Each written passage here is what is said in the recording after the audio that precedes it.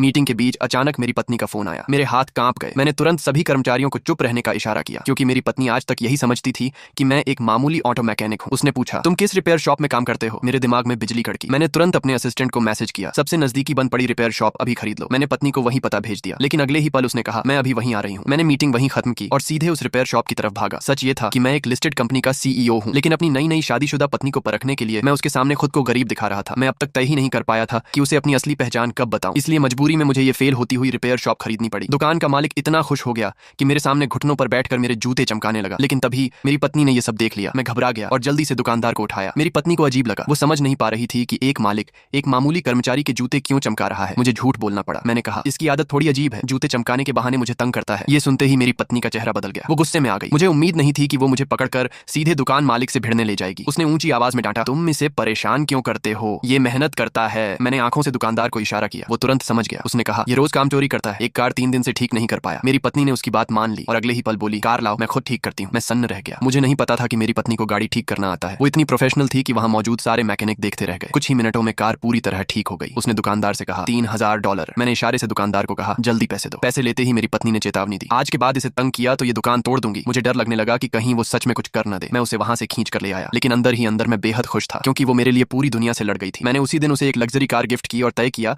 कि अब उसे अपनी असली पहचान बता दूंगा। लेकिन तभी उसने मुस्कुराकर कहा, तुम्हें बताने की जरूरत नहीं, तुम्हारी माँ पहले ही सब बता चुकी है। मैं वहीं जम गया।